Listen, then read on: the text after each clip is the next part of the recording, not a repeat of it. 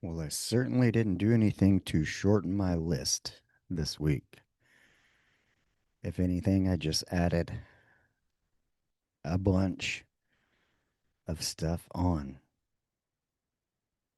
How about you guys?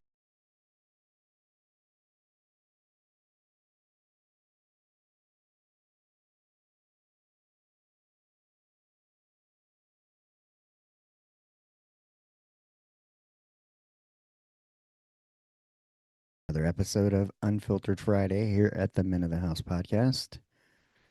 Thank you for joining me. Remember to hit that subscribe button. It's the one free thing you can do that will help this get to more ears. Should they need to hear it, share it if you think they need to hear it. Yeah. So, how is everybody out there doing? For the local listeners, I'm sure things are getting back to normal, as today was the first day kids had school. They had 3 days of no school, bad weather days, which, hmm, how do I feel about that? They were excited. I was kind of excited too, I think. I think I needed a little break. Me and the wife both. I got a lot of office stuff done that I needed to get done, going through emails, catching up, already behind again. Uh, one day of like emails fucking burned me out. You know, it's a different type of stress. There's people who swing hammers for a living, weld. There's people who sit and look at spreadsheets all day. I think they're different kinds of taxing. Um, at least with the physical one, you feel like you did something. I'll give it to that. Like hard work feels good. Speaking of, let me hard work this little lamp back here. Extra lighting. Boom. And let there be light, he said. Get a little spirit in here. A little maple pecan candle I found on the 50% off rack. My wife gives me this little candle warmer. Mine's all like fat boy stuff. I got milk and cookies over here stashed. And then the other one I got, which is, if I need it, strong, as the Latinos would say. It's got to be a strong, a strong. I just imagine like Penelope Cruz, like in that voice. Yeah, sound way much hotter. Her, Ana de Armas, or who's the Salma Hayek? Yeah, yeah, but a nice little accent. Yeah, I don't even know what I was talking about. Now I'm thinking of Latin ladies. And mine just replied. I said, "All right, I'm about to record." She put, "Okay, better stop talking about other Latinas and their voices, because I got one that will kill me in my sleep." Oh yeah, it's slow, it's smell, it's smart. Ay ay ay. Yeah. So we were talking about the snow days and what a treat that was. Of course, here in Texas, it's mostly ice, which makes it slicker and dog shit. Not safe for driving. So we stayed in the house, although my cousin did take the golf cart out, him and my daughter, which he actually slid into my car reversing because it was that slick and small, slightly. He was, kind of right where we parked. There's a little area. Did a little Tokyo drift there, um,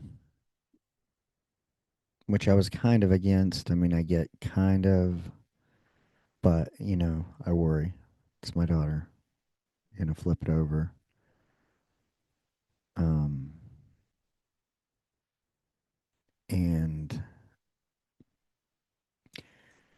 you know, we'll have a couple moments. We're gonna have a moment of silence later for a couple, but um, as you know, I don't know her name, but there was somebody who passed away in a sledding accident. Let me, let me look over here. Who was the Texas teen passed away sledding? I believe it was in Frisco. Texas sledding accident. Second teen dies after Texas sledding accident killed best friend. They were holding on to each other. Um, Grace Brito, and the other teen was Elizabeth Engel. Thoughts and prayers go out to them.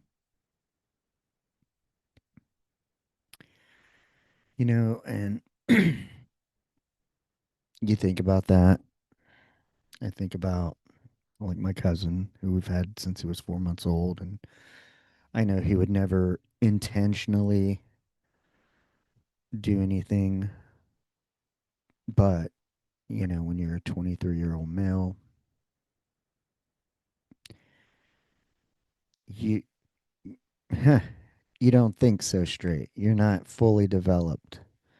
I mean, this guy has an arsenal like you wouldn't believe, but he's afraid to take the trash can down to the end of the road, an eighth of a mile dirt road, out in the sticks, in the dark. He told me it was creepy, like the fucking boogeyman's gonna be out there or something.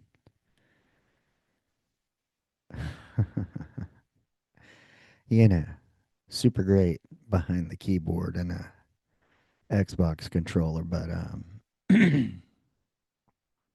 yeah, has an arsenal.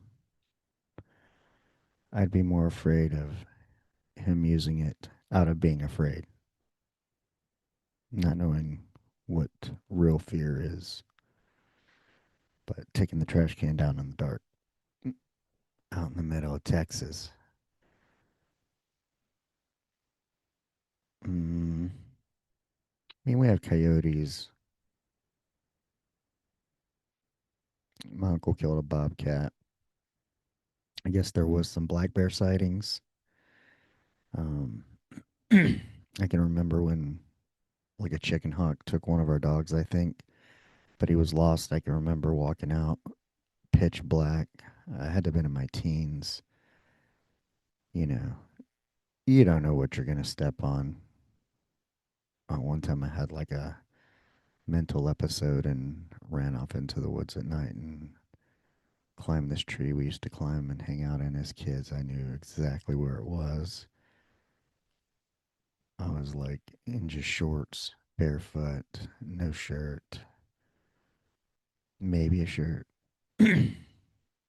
maybe not. But the next day, I returned home that evening, um, got my head sorted out. And the next day, I walked towards the tree, and right where I had walked, there's a dead copperhead. Yeah. So I easily could have stepped on one of those. That's what you got to watch out for. But no boogeyman. No boogeyman, Chris. Yeah. But what I'm getting at is that, they thought, I guess it would be fun, maybe a good idea. Now you have two kids who are dead and the driver, I don't know if they're going to charge him, what the scoop will be, how the whole incident will be treated, but ultimately his life too. He's got to live with that. It's going to cause some issues down the road, which it, yeah, it would.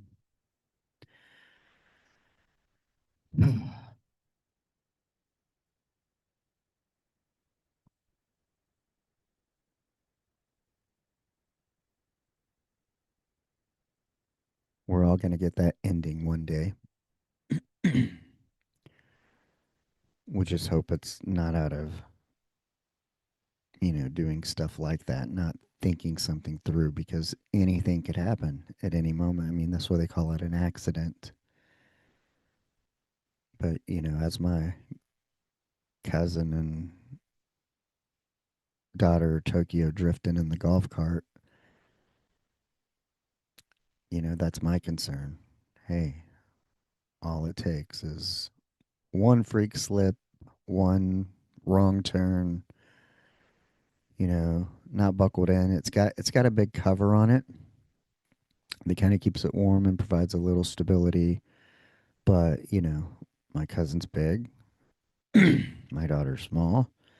If he fell on her, I mean, just if it rolled or anything. And I'm like, you just got to be careful. I mean, I know you think you're having fun. You want to have fun on your own? Fucking have fun on your own. When you got my daughter with you, proceed with caution. How about that? That goes to all the future men who are dating any of mine, my wife's kids, our daughters. And remember, there's a second father, my wife's ex, for the older girls. So, you want to fuck up your own shit? Be my guest. I'm sure he would say the same.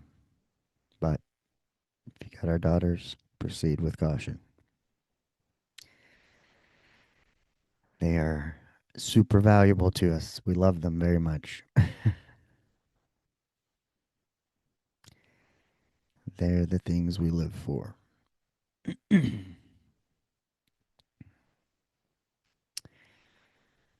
So, yeah, speaking of that, um, I can take another moment of silence for a family member pass away on that side of the family.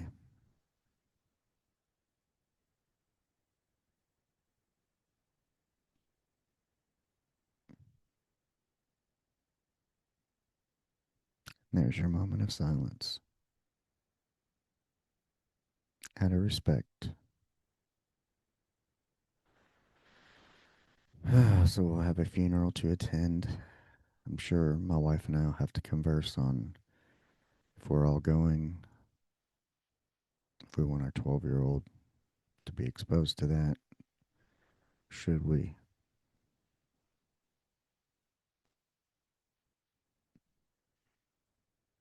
I mean, every kid has to be exposed to it at some point, I guess, unless you decide not to.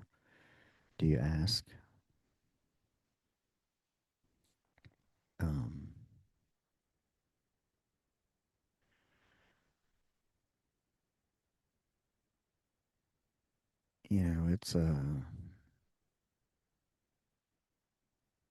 it's tough. It's tough.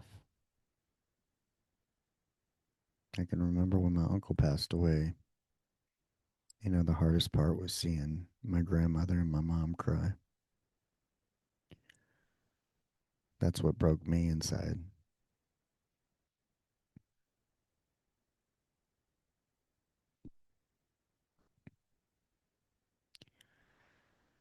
But I mean, as you guys know, it's.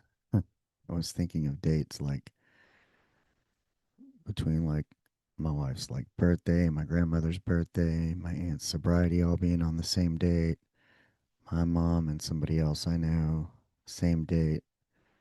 My grandmother and this grandmother passed away same day, along with another family friend that was very close.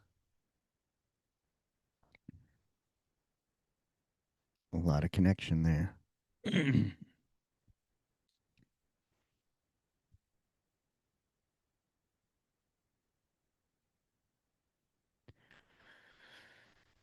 But, you know, we're all going to get that someday. I've talked about that. We all hope to get to have it the way we would like, but it's not always up to us.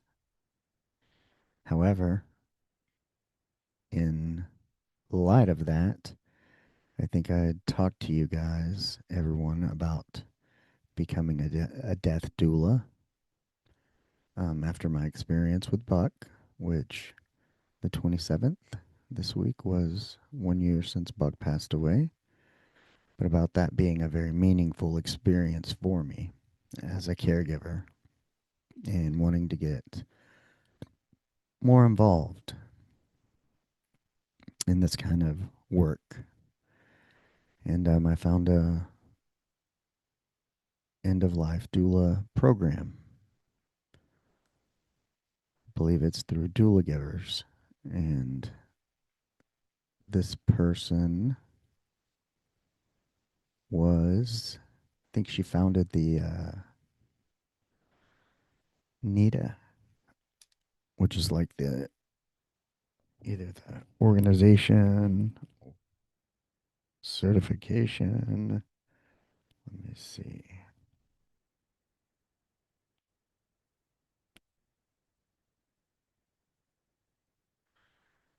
Um,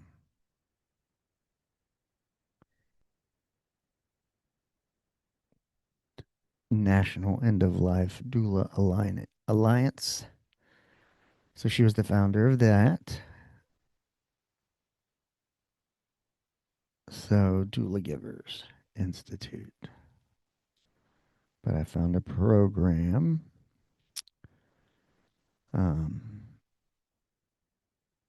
I'd found a couple, and then somehow I came across this, and ended up attending the level one family thing, which if you attended that, you had an opportunity to sign up for the second one, which I attended last night, Path to Practice. And only then could you decide to sign up or be offered to enroll. You couldn't just go and enroll because they, you know, keep it very selective to, 15 to 20 people in a cohort because it's a very intense 90-day um, get you going up and started. And there's a lot of stuff involved in it that I'm excited to learn about. Nervous and excited. But I will, in 90 days, be certified. So, certified end of life doula, um, along with, um, I forget what it is. Mm. There's all kinds of stuff.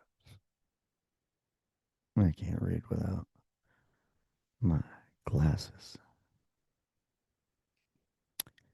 But essentially, no. Fremont Library.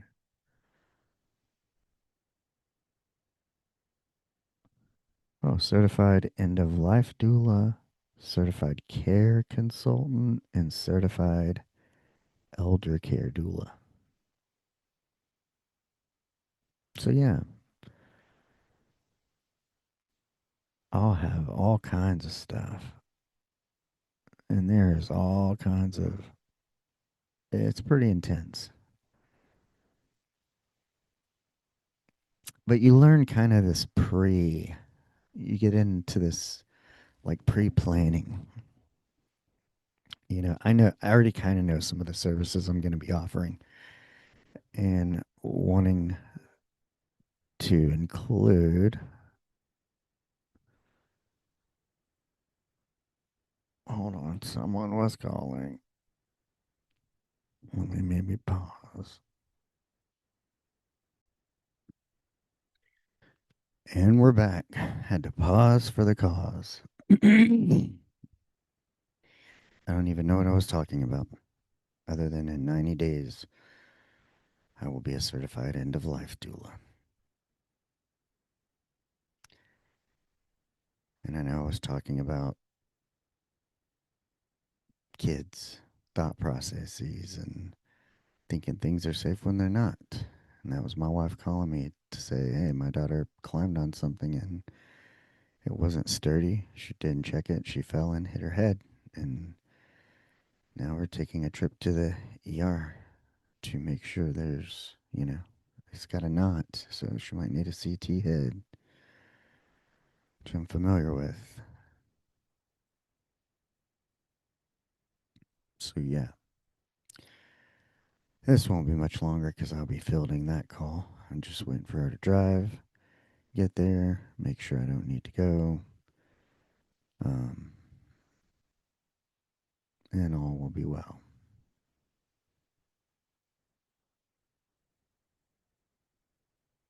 Hmm. But yes, I will be kind of end up being a liaison of sorts between the caregiver and the hospice team, or however it's going to work. That's the general role. And I feel like I've done a lot of that in my career, especially when I worked in the ER and it was a teaching hospital and you have so many different service lines coming through and nobody really tells you like what's next. I was kind of able to fill in the pieces, fill in the gaps, if you will. And so I'll be doing stuff like that, helping people fill in the gaps. I'll be doing some peace of mind planning, maybe some checking in with people. I got ideas. And then, of course, somehow maybe incorporating their story via podcast, something to leave a little legacy behind for them, their children, grandchildren, and generations, so on. What do they say? Somebody's like, what, in 3 generations, nobody is going to know who you were, your name, anything like that? Well, now they will. That's part of why I do this is um, we never had those opportunities to, we had pictures. Um, so I've only seen great grandparents, never met any of mine. But yeah, I have this opportunity, this gift, and things are lining up, and I ended up with, you know,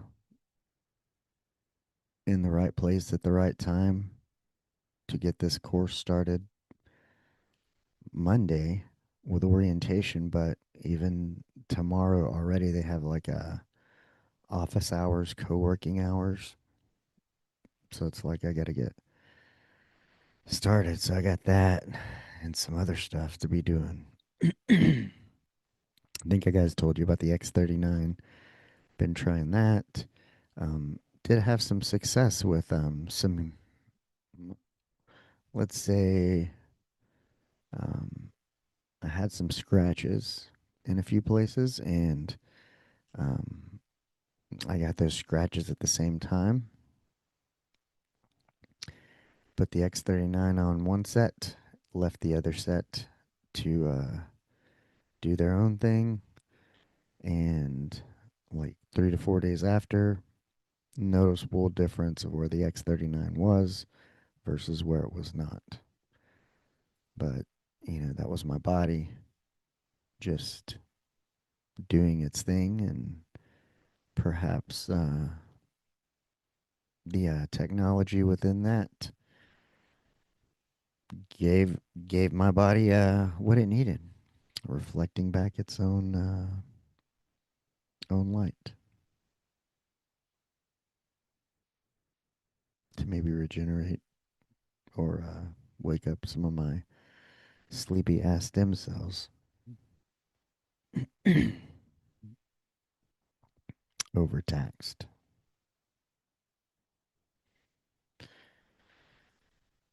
yeah, that's all I've got on the back burner. There's a lot coming up, but I'm excited because meaning by the summer, I can be practicing this craft, actually doing it, and working to do it more. Again, I am nervous.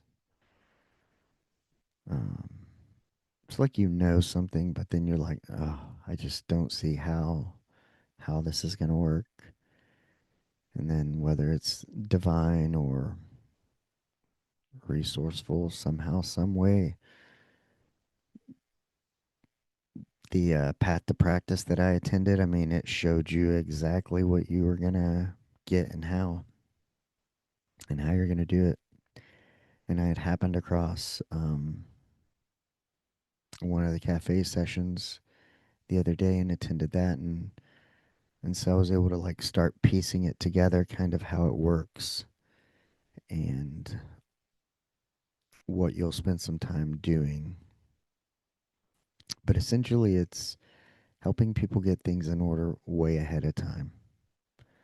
Um, so that should something happen untimely, your family knows what you want because you've expressed it. And maybe instead of a funeral, it can be a funeral. It can be better. It can be whatever it is you want it to be. So I assume I'll be learning a lot about that.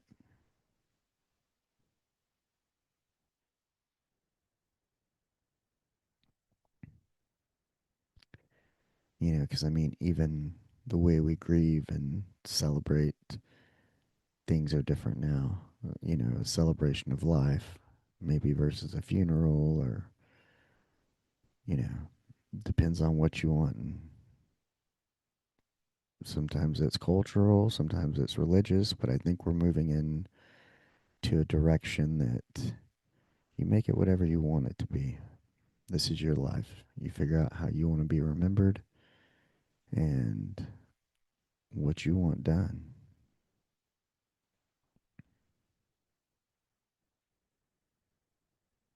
And I remember, like, my interview with Michael Bryan, like you said, the minute you die, all your shit becomes somebody else's problem. You know, figuring out how to take care of that ahead of time. So I'm excited to get into the curriculum, do it step by step, get it up and running, and start doing, I guess, what I was meant to do, which is what I was discussing with my wife today at the park. Is like I feel so weird of how did I end up here? You know, I thought I was going to be doing. I thought I would retire from the military at 37, go into a second government job, and do another 20 and retire. And that's just not what happened. None of this I planned. You know, but like when I said healthcare chose me, that's how I ended up in it for so long. Um, Now I'm kind of back in it in a different way, but it's service to people. I'm just working in a different sector. But I did know that service would always be a part of whatever it is I'm doing. The how and the what were just the factors, and Buck really left me with something. That experience. So it led me to going, hey,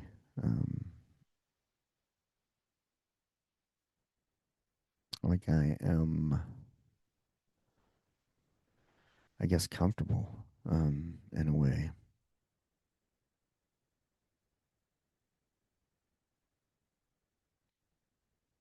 Maybe when a lot of people feel uncomfortable, I'm able to hold the space.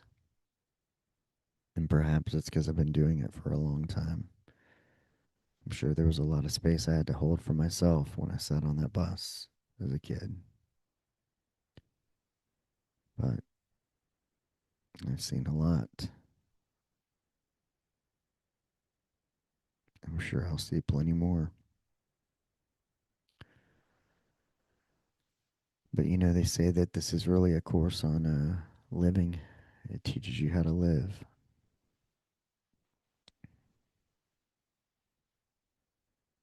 And somehow, some way, I've just fumbled my way into this calling.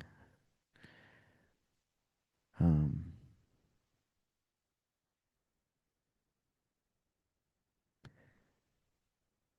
always when you think about sometimes podcasting, yeah, when it's in person, but even now listening, but I'm looking at the Cowsmith stuff behind me and thinking about music and being a musician, thinking of that as a young person. It's about sharing moments and kind of similarly to that's what Buck was, sharing moments. It's what an end of life doula is. It's about sharing moments. Um I felt like I always knew that I would do something where it was the small moments in between that would make things as a whole special, if that makes sense. But I've always had a different view of life.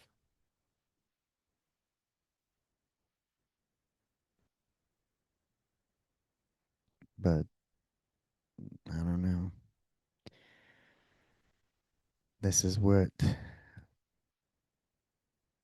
I've ended up after 50 years, and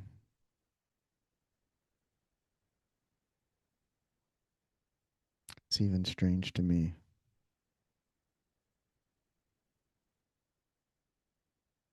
But things keep lining up and keep being allowed. So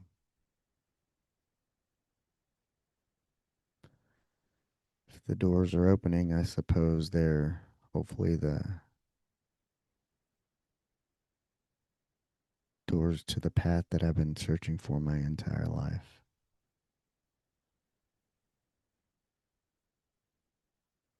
that brings meaning and fulfillment.